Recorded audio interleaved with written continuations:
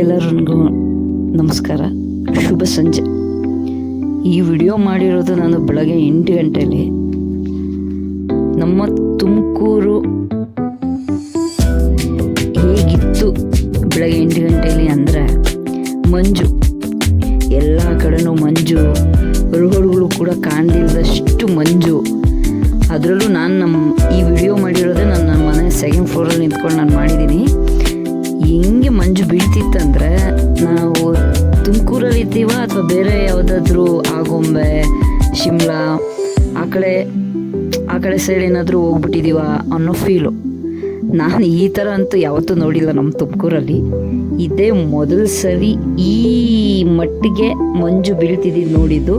ಅದರಲ್ಲೂ ಎಲ್ಲ ಕಡೆನೂ ಮಂಜು ಮಂಜು ಮಂಜು ಮಂಜು ಮಂಜು ಥರ ನೋಡೋಕೆ ಅದೊಂಥರ ಖುಷಿ.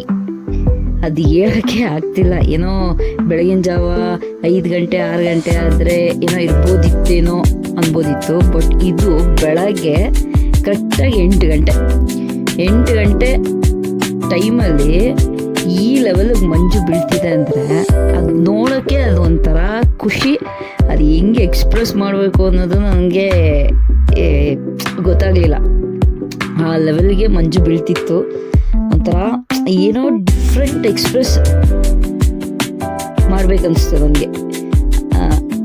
ಆ ಎಕ್ಸ್ಪೀರಿಯೆನ್ಸು ಅದನ್ನು ನಾನು ಇಲ್ಲಿ ಎಕ್ಸ್ಪ್ರೆಸ್ ಮಾಡ್ತಾಯಿದ್ದೀನಿ ಅಷ್ಟೆ. ಆ ಖುಷಿ ಅಪ್ಪ ಏನೋ ಒಂಥರ ಚೆಂದ ಅನ್ನಿಸ್ತಾಯಿತ್ತು ನನಗೆ. ಆ ಎಲ್ಲ ಅಟ್ಮಾಸ್ಫಿಯರ್ ನೋಡ್ತಾ ಇದ್ದರೆ ನೀವೇ ನೋಡಿ, ಈ ವಿಡಿಯೋದಲ್ಲಿ ನಿಮಗೆ ನೋಡಿದ್ರೆ ಗೊತ್ತಾಗ್ತಿದೆ. ಒಂಥರ ಫುಲ್ ಮಂಜು ಫುಲ್ ಏನೂ ಕಾಣಿಸ್ತಾನೆ ಇಲ್ಲ. ಅಲ್ಲೆಲ್ಲ ಅಷ್ಟು ನೀಟಾಗಿ ಏನೂ ಕಾಣಿಸ್ತಿಲ್ಲ, ಅಷ್ಟು ಬ್ಲರ್ ಆಗಿ ಇರೋ ಥರ. ಅಂದರೆ ಆ ಮಂಜಿನ ಬೀಳುವಿಕೆಗೆ ಅದು ಆ ಥರ ಕಾಣಿಸ್ತಾ ಇದೆ. ಫುಲ್ಲು ಹೆಂಗೆ ಅಂದರೆ ಚಂದ. ಈ ಮಂಜಿನ ಬೀಳುವಿಕೆಗೂ ಒಂದು